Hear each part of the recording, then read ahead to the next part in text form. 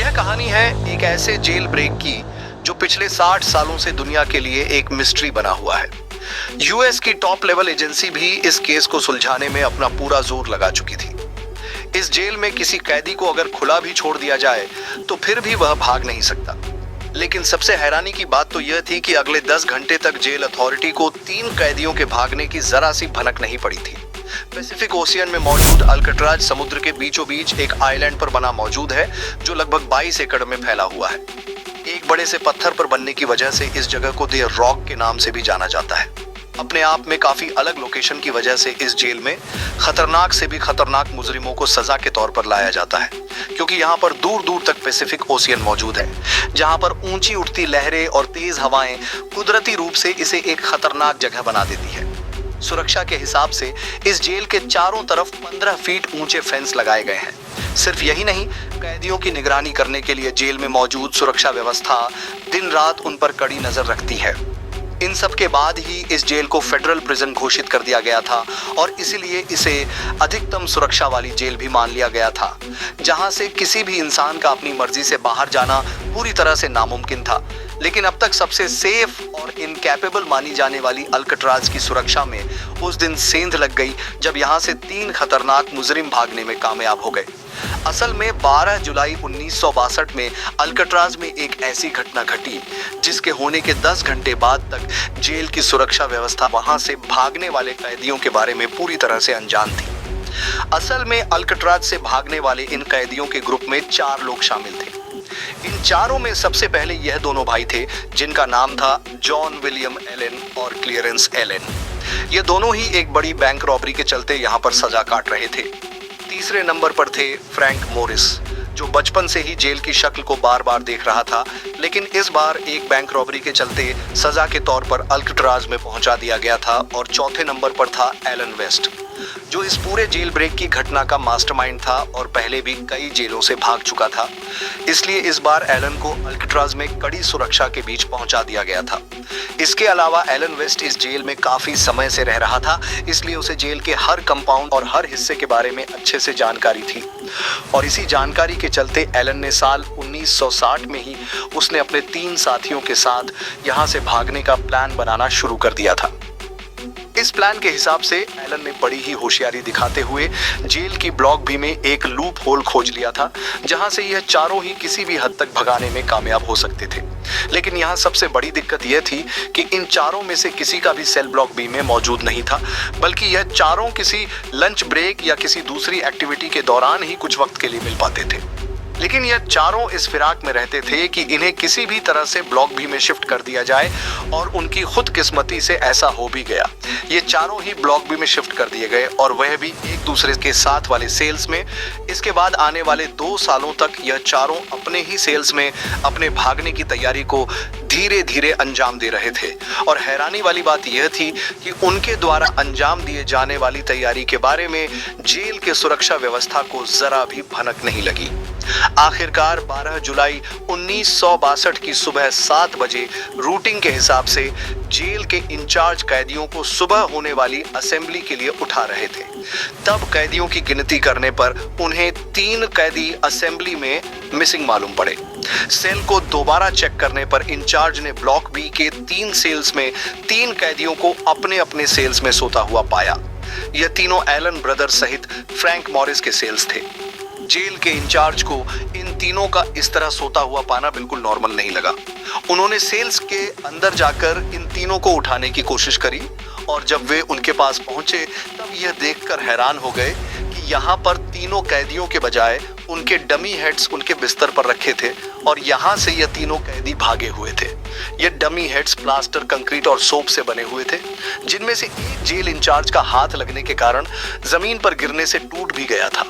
लेकिन स्टाफ द्वारा यह सोचे जाने पर यह तीनों ही कैदी जेल से बाहर मौजूद आयरलैंड से कहीं भी नहीं भाग सकते थे। इसलिए उन्होंने जेल के चारों तरफ मौजूद आइलैंड पर इन कैदियों की खोज शुरू कर दी, लेकिन इन तीनों कैदियों का कोई अता पता नहीं चला। वहीं जेल स्टाफ हैरान था कि इतनी सिक्योरिटी के बाद भी जेल से 3 कैदी आखिर गए तो गए कहां।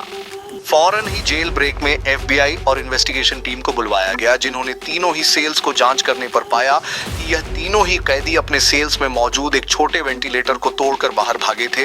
मगर दीवार के पिछली तरफ जाने पर इन्वेस्टिगेशन टीम फिर से चौंक गई, क्योंकि वहां पर 3 के बजाय 4 वेंटिलेटर को तोड़ा गया था और यह चौथा वेंटिलेटर एलन वेस्ट के सेल का था और इनका प्लान भी इन तीनों के साथ जेल से भागने का था।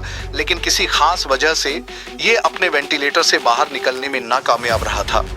अब जब सब कुछ इन्वेस्टिगेशन ऑफिसर के सामने था, तब एलन वेस्ट ने उन्हें सब कुछ साफ साफ बता देने में ही अपनी भलाई समझी। उसने इन्वेस्टिगेशन ऑफिसर के सामने अपनी बात कबूल करी कि यह सारा प्लान उसी का था और उनके द्वारा बनाया गया इस डमी हेड्स में इस्तेमाल हुए बालों को उसने कैदियों के हेयर कट के दौरान चुराया था।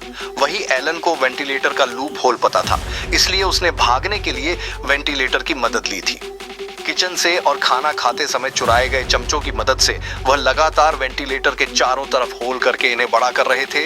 वहीं सबकी नजर से छुपाए रखने के लिए इन होल्स के आगे वह अपना कोई सामान या फिर म्यूजिक इंस्ट्रूमेंट रखते थे और वह इस काम को करने के लिए हमेशा उस समय का चुनाव करते थे जिस समय जेल में म्यूजिक का समय चल रहा होता था। इसके अलावा इन सभी सेल्स के वेंटिलेटर एक ब्लॉक में निकलते थे, जहां से एक पाइप छत पर जाता था।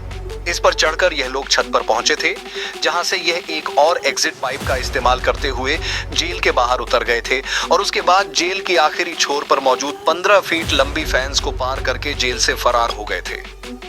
इन लोगों को पता था कि जेल से भागने के बाद उनका सामना पैसिफिक ओशियन से होगा, जिसके लिए उन्होंने इस जेल में मिलने वाले रबड़ और रेनकोट को जमा करके एक क्राफ्ट तैयार करी थी। साथ ही उन्होंने इसी रेनकोट को लाइफ जैकेट के तौर पर भी इस्तेमाल किया था। FBI के सामने अब एक सवाल खड़ा था कि भागने वाले 3 कैदी इस समय कहां हैं।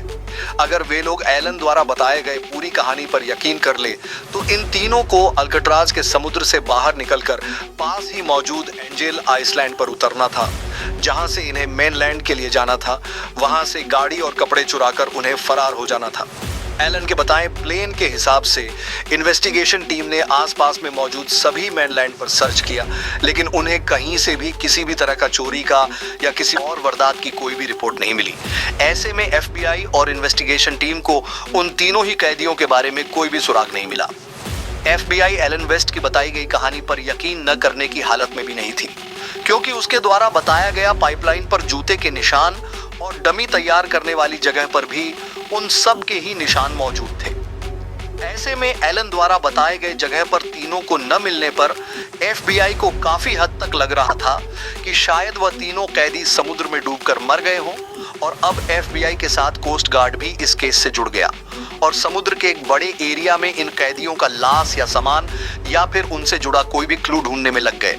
लेकिन इन सभी में से किसी को भी लाइफ जैकेट या फिर उन कैदियों से जुड़ा कोई भी सामान कहीं नहीं मिली। लेकिन 4 दिन बाद कोस्ट गार्ड को लकड़ी का एक पेडल और रबड़ से बने हुए 2 बैग मिले, जिसमें कैदियों की कुछ पर्सनल चीज और फैमिली फोटोग्राफ मौजूद थी। ऐसे में इन्वेस्टिगेशन टीम का मानना था कि यकीनन वे तीनों समुद्र में डूबकर मर गए होंगे, क्योंकि कोई भी इस तरह का अपना पर्सनल सामान यूं ही छोड़कर नहीं भागता। इसके बाद FBI द्वारा एलन ब्रदर की फैमिली पर निगरानी की जाने लगी। एलन ब्रदर के एक भतीजे ने FBI को बताया कि एलन ब्रदर के बड़े भाई ने मरने से पहले अपने परिवार वालों को कहा था कि उनके भाई सुरक्षित है। इसके बाद इन दोनों ब्रदर को उनके ही एक रिश्तेदार ने उन्हें ब्राजील के एक पब में देखा और उसने उनकी फोटो भी कैप्चर करी। लेकिन FBI का मानना था कि यह दोनों लोग एलन ब्रदर नहीं हो सकते, क्योंकि इनकी उम्र में और फोटो में दिखाई देने वाली लोगों की उम्र में काफी अंतर है। घटना के बाद इन दोनों ही कैदियों का कुछ भी पता नहीं चल सका। आखिरकार हार मानकर 1979 में FBI द्वारा इस केस को क्लोज कर दिया गया, जबकि US मार्शल सर्विस में अभी तक ये केस ओपन है और तब तक रहेगा जब तक जेल से भागे उन कैदियों का उम्र 99 तक नहीं पहुंच जाता या फिर उनकी डेड बॉडी कहीं से बरामद नहीं हो जाती। इस घटना के 1 साल बाद अल्काट्राज जेल को भी बंद कर दिया गया।